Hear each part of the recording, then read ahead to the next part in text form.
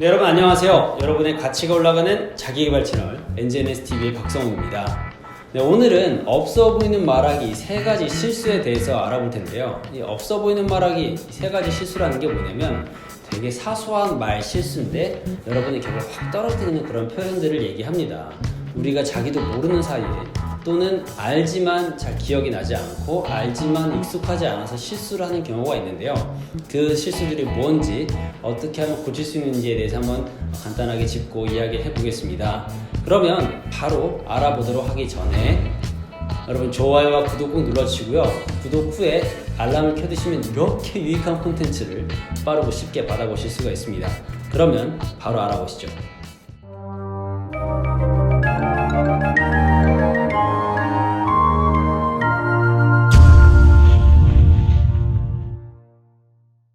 네, 오늘의 주제는 없어 보이는 말하기라고 했는데요. 이 없어 보이는 말하기 되게 사소한 실수지만 되게 빈번하게 일어나는 실수입니다. 여러분이 지금 아니면 오늘 그런 실수를 했을 수도 있고요. 또는 주변에 있는 지인들이 그런 실수를 하고 있을 수도 있으니까 오늘 영상을 한번 잘 보시고 나는 잘 하고 있는지 또는 주변의 사람들은 잘 하고 있는지를 한번 생각해 보시면 도움이 될 겁니다. 일단 첫 번째 실수는요. 정말 오늘도 한 2번, 3번 정도 들은 것 같은데 제가 카페에 커피 사러 갔을 때, 또 그리고 햄버거 사러 갔을 때, 편의점에서도 들었으니까 3번이네요. 이렇게 하루에 여러 번 제가 이런 실수를 들었습니다. 그 실수가 뭘까요? 혹시 감을 잡히는 거 있으신가요? 네, 바로 사물존칭입니다. 물건을 높여서 부르는 게 사물존칭이죠. 특히 제가 말씀드린 카페라든가 편의점 이런 물건 파는 곳에 가면 그런 사물존칭 실수를 참 많이 하시는데, 예를 들면 이런 겁니다. 제가 햄버거를 주문을 했는데 햄버거가 나왔어요. 그러니까 이렇게 부르는 겁니다. 햄버거 나오셨습니다. 네, 이렇게 하면 제가 어떻게 해야 됩니까? 저는 그럼 햄버거님을 모시러 가야 되는 거거든요. 햄버거가 저보다 높아졌기 때문에 햄버거님 나오셨습니다가 되는 거예요. 햄버거 나오셨습니다. 햄버거는 사물인데도 불구하고 저보다 더 높은 자리에 처하게 된 거죠. 저보다 더 높은 자격이 부여가 된 겁니다. 물론 이해는 돼요. 이게 이제 공손하게 말을 하려고 하다 보니까 앞에 손님이라고 님도 붙고 또 이제 고객은 높은 존재다 보니까 아무래도 이제 공손한 표현을 쓰다가 이제 사물까지, 이 사물 물건까지 전부 다 높이게 되는 건데 그거는 틀린 표현이거든요. 아메리카노가 나왔다고 했을 때도 모모님 아메리카노 나오셨습니다 라고 하는데 모모님이라는 존재는 높여야 될 존재지만 뒤에 오는 사물들, 물건들, 주문한 제품들은 높일 대상이 아니에요.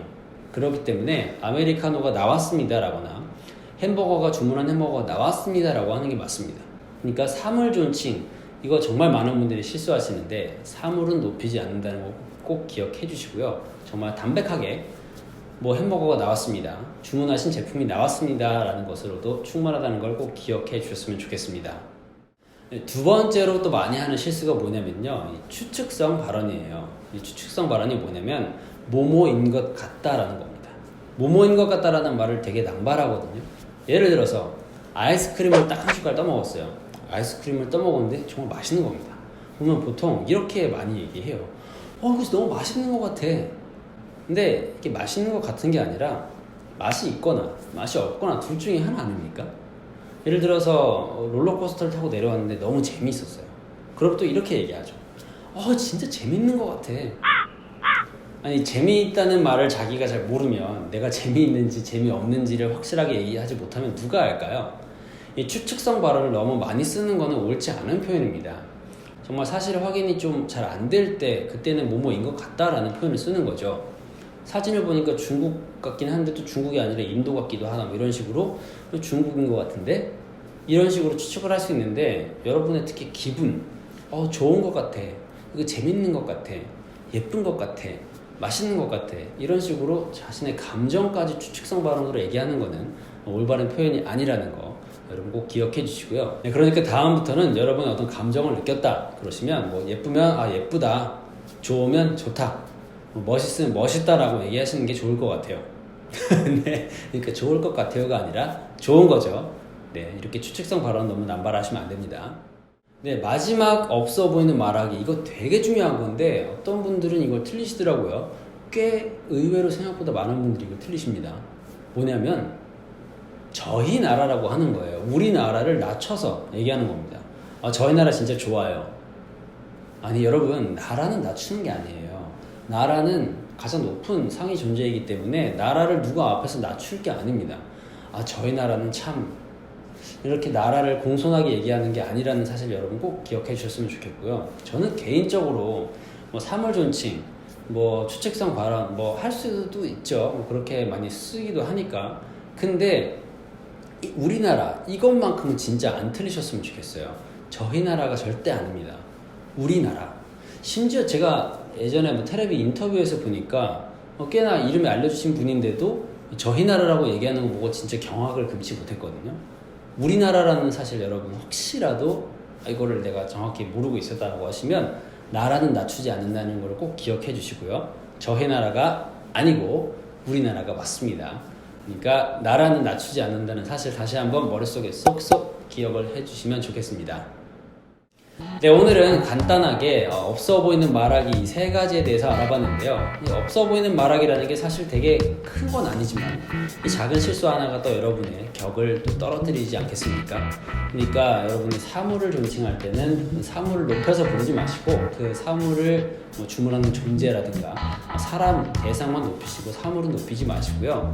여러분의 감정을 얘기할 때도 특히 이제 감정 같은 경우는 좋은 것 같아, 예쁜 것 같아가 아니고 좋다, 예쁘다라고 정확하게 표현을 해야 된다는 거.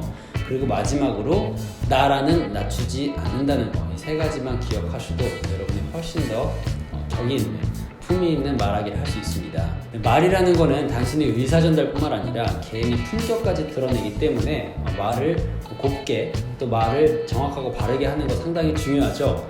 오늘 영상을 통해서 조금이나마 여러분이 말을 더 품위 있게 하는 데 도움이 됐으면 좋겠습니다. 네, 오늘도 시청해주신 모든 분들 진심으로 감사드리고요. 여러분께서 도움이 되셨다면 좋아요와 구독 눌러주시면 감사하겠습니다. 구독을 하신 다음에는 알람 버튼을 켜두시면 알람 모드를 켜두시면 이렇게 유익한 내용을 빠르게 편하게 받아보실 수가 있고요.